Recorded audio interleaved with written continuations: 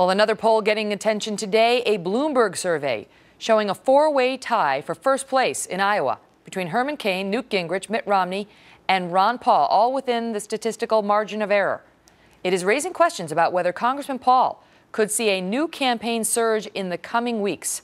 And we are joined now by the Texas congressman and a 2012 presidential candidate, Ron Paul. Congressman, thank you so much for being here. So that's got to come as good news to you. Many people have considered you sort of an also-ran in this race, not your supporters, and certainly not, from the look of that poll, the good people of Iowa. Well, we're very pleased, of course, not totally surprised, because our internal polls have been pretty favorable. But also, I have been talking about significant change in the economy and the foreign policy, and the good reception I'm getting on the campaign trail, especially with young people. I'm very pleased with the recognition that we actually are polling so well. Where is the recognition by in particular, the mainstream media? We saw a debate the other night on foreign policy on which, that's a matter on which you've been very vocal. And yet, despite polls showing you creeping up in the polls and with the American voters, you get 89 seconds in that debate. 89. I wished I knew the absolute answer to that, because I'm always asked that, but we'd have to ask the people who are managing the debates on why there was this exclusion. And I can postulate, sometimes they don't want to hear what I have to say, because I do challenge the status quo of both parties and our foreign policy and the policy of the Federal Reserve, which serves a lot of powerful special interests. So maybe there's a concerted effort to make sure these views aren't circulated too widely. I want to ask you about, you've sort of been a watchdog financially on Capitol Hill for a long time, complaining about overspending and revenue issues from the Fed on down. Right now, one of the lead stories today is this super committee and projections that it is headed perhaps for what the co-chair described as possible abject failure. You believe even if they achieve big success, it's going to be, quote, puny, the cuts that they make. And, it's like teaspoons in the ocean. Tell us. Yeah, from my viewpoint, they're not really talking about cuts. My proposal is to cut $1 trillion of real cuts in the first year. But they're talking about cutting $1 trillion over 10 years, and they're only talking about cutting proposed increases from the baseline. So those aren't real cuts.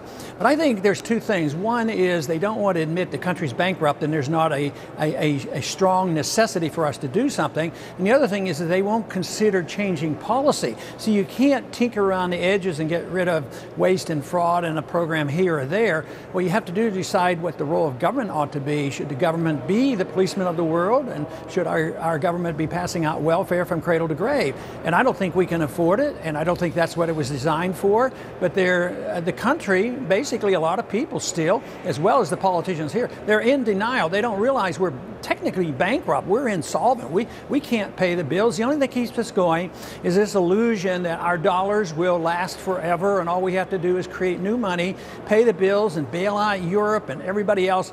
But that's coming to an end, and that's what our financial crisis is telling us.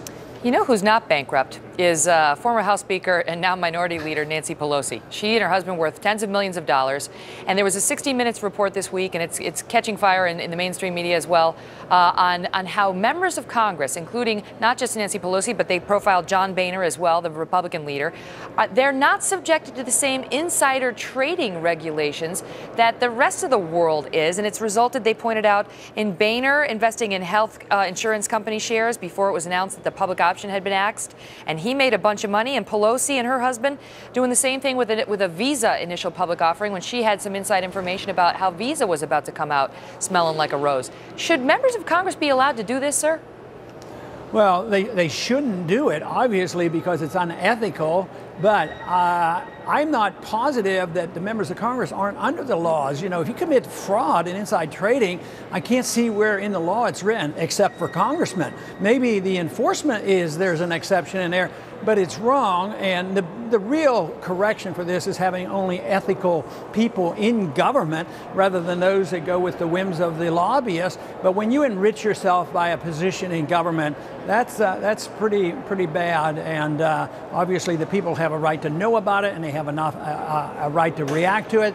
And if they're breaking the law, they should be punished. Ron Paul, always a pleasure speaking with you, sir. Thanks for being here. Thank you, Megyn. Well, we have breaking news on this